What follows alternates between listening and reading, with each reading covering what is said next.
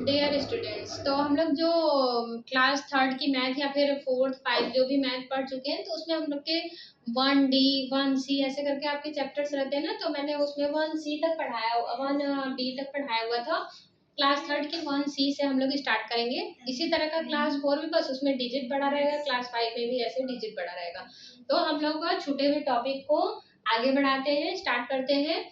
तो क्या है सबसे पहला टॉपिक, इसमें है कंपैरिजन ऑफ नंबर्स। किसी दो नंबर को आप कंपेयर कैसे करेंगे। कंपेयर करने का मतलब है कि आप वहां पे ग्रेटर देन, लेस देन और इक्वल टू, ये तीन साइन देखेंगे और उससे कंपेयर करेंगे। जैसे कोई चीज बड़ा है तो ग्रेटर देन का निशान लगा रहेगा, कंपेयर करेंगे कौन सा बड़ा है कौन सा छोटा है। तो इस तरह से चलिए पहले हम स्टार्ट करते हैं। स्टार्ट करने का मतलब यह है कि हम लोग कैसे कंपेयर करेंगे। सबसे पहले तो दो नंबर्स के डिजिट को काउंट करेंगे। जैसे मान लीजिए कि 5432 हो गया और एक 639 हो गया। सबसे पहले हम लोग क्या करेंगे, किसी भी नंबर्स के डिजिट को काउंट करेंगे। इसमें कितने डिजिट है, 1 2 3, वंस टेंस एंड हंड्रेड। इसमें डिजिट काउंट करिए, ones tens hundred and thousand.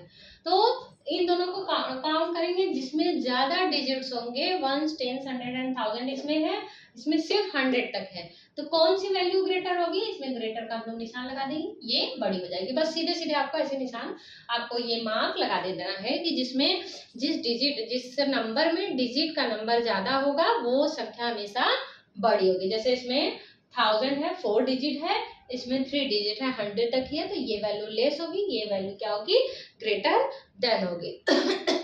फिर उसके बाद क्या करेंगे, अगर मान लीजिए दोनों डिजिट सेम है, अगर हमारे पास जैसे कि मान लीजिए 3 2 5 4, अगर दोनों डिजिट सेम है, जैसे 4 1 2 3 4 1 2 3 4, ones tens hundred and thousand, ones tens hundred and thousand, अगर दोनों में वैल्यू सेम है तो हम लोग क्या करेंगे, जिस दो डिजिट दोनों में सेम है, 4 डिजिट इसमें 4 डिजिट इसमें, तो हम लोग क्या करेंगे, सबसे पहले 1000 वाले प्लेस को, मतलब कि ones tens hundred and thousand, जितनी भी बड़ी संख्या है, जैसे मान लीजिए आपका यहाँ पे लाख में भी हो गया, तो दोनों तरफ के लाख को हम लोग चेक करेंगे।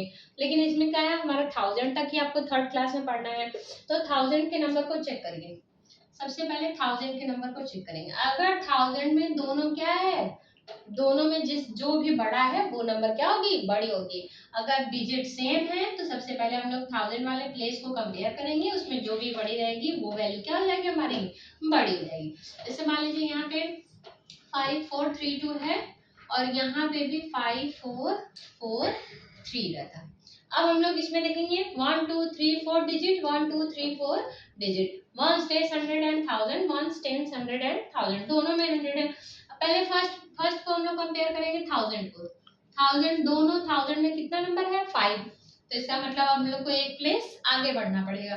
कहाँ चलेंगे हम लोग, 100 के पास। 100 में भी यहाँ पे 4 है, यहाँ पे 100 में भी 4 है, तो इसका मतलब हम लोग को एक डिजिट और आगे बढ़ना पड़ेगा। इसमें देखिए, इसमें ये 3 है और ये 4 है, दोनों में कौन बड़ा आपको समझ में आ रहा है, 4 ग्रेटर है। इसका मतलब अब यहीं पे हम लोग रुक जाएंगे। 4 हमको दिख गया कि बड़ा है और इसके टेंस के प्लेस पे 4 है, इसके टेंस के प्लेस पे 3 है, इसका मतलब ये वाली वैल्यू हमारी क्या है, बड़ी है।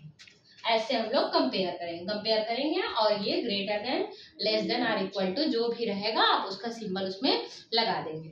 चलिए अब आगे हम लोग पढ़ते हैं। ये तो हो गया डिजिट से कंपैरिजन। अब हम लोग क्या पढ़ेंगे, ascending and descending order.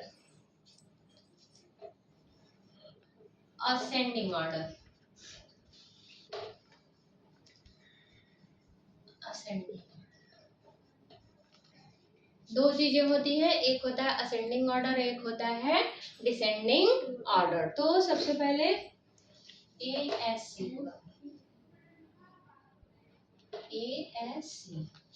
Ascending order और डिसेंडिंग ऑर्डर, दो चीजें होती है। असेंडिंग ऑर्डर क्या होता है, किसी भी चीज को स्मॉलेस्ट से ग्रेटर में लेके जाना।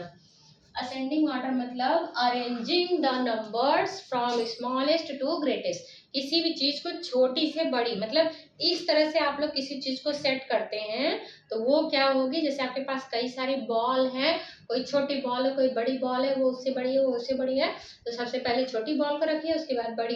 जैसे आप स्कूल के प्रेयर में खड़े होते हैं ना, छोटे बच्चे आगे बड़े बच्चे पीछे, ऐसे, तो वो क्या होता है, वो असेंडिंग ऑर्डर होता है। क्या होता है, ascending order. Arranging the number, arranging the number from smallest to greatest, smallest to greatest, छोटी से बड़ी संख्या पे जाना क्या होता है, असेंडिंग ऑर्डर होता है। अब यही डिसेंडिंग ऑर्डर क्या होगा, डिसेंडिंग ऑर्डर क्या होगा, डिसेंडिंग ऑर्डर में बड़े से छोटे में आना। जैसे कोई चीज पहले सबसे पहले बड़ा लेंगे फिर उसके बाद उससे छोटा लेंगे। जैसे कोई हाइट में सबसे बड़ा है, सबसे बड़े बच्चे को यहाँ खड़ा करेंगे, फिर उससे छोटे फिर उससे छोटे फिर उससे छोटे, तो पहले बड़े को रखते हुए छोटे की तरफ जाना हमारा क्या होता है, डिसेंडिंग ऑर्डर होता है। तो हम लोग क्या करते हैं, ग्रेटेस्ट से स्मॉलेस्ट की तरफ, arranging the number from greatest to smallest, greatest to smallest. Example ले लीजिए, जैसे मान लीजिए कि 5 हो गया, 3 हो गया, 2 हो गया, 7 हो गया, 9 हो गया, 6 हो गया, 1 हो गया। इसको क्या करना है हमको, पहले सबसे पहले असेंडिंग ऑर्डर में, असेंडिंग ऑर्डर में लिखना है। तो असेंडिंग ऑर्डर का मतलब क्या हम बताए हैं, असेंडिंग ऑर्डर का मतलब smallest to greatest. Smallest number इसमें क्या है, 1 है, 1, फिर क्या है, 2, फिर 3, 4 है ही नहीं तो 5, फिर 6, फिर 7 और 8 भी नहीं है तो 9। ये क्या हो गया, ये असेंडिंग ऑर्डर हो गया, स्मॉलेस्ट टू ग्रेटेस्ट। और इसका डिसेंडिंग ऑर्डर क्या हो जाएगा, डिसेंडिंग ऑर्डर क्या हो जाएगा, 9 7 6 5 3 2 1। ग्रेटेस्ट टू स्मॉलेस्ट मतलब असेंडिंग ऑर्डर में छोटे से बड़े और डिसेंडिंग ऑर्डर में बड़े से छोटे। तो ये हो जाएगा हमारा असेंडिंग और डिसेंडिंग ऑर्डर। इसी तरह आप लोग को अगर कई सारे मतलब 4 डिजिट के नंबर इसमें पढ़ने हैं 3rd क्लास में, तो आप 4 डिजिट के नंबर्स लिख लीजिए, उसको कंपेयर करना मैंने बताया किस तरह से कंपेयर करते हैं, उसी तरह कंपेयर करके आप पहले छोटे को लिखेंगे फिर उससे बड़े ऐसे ऐसे करके आप लोग ग्रेटेस्ट टू स्मॉलेस्ट लिख सकते हैं। चलिए अब इसमें एक टर्म आता है, नेक्स्ट टॉपिक इसमें आता है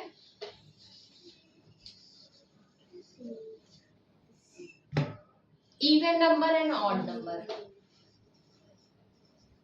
even number and odd. Even number और ऑड नंबर क्या होता है, इवन नंबर का मतलब होता है कि जब भी किसी भी नंबर में अगर वंस के प्लेस पे, in any number, if there is 0 2 4 6 8 at ones place of there is at ones place, अगर किसी भी नंबर में वंस के प्लेस पे 0 2 4 6 8 है तो वो नंबर क्या होता है, वो नंबर होता है इवन नंबर। जैसे आप इवन नंबर का एग्जांपल ले लीजिए, आपको 4 डिजिट पढ़ना है तो 4 डिजिट का हम लोग ले लेते हैं 7 3 4 2 7 8 9 6 3 4 7 0।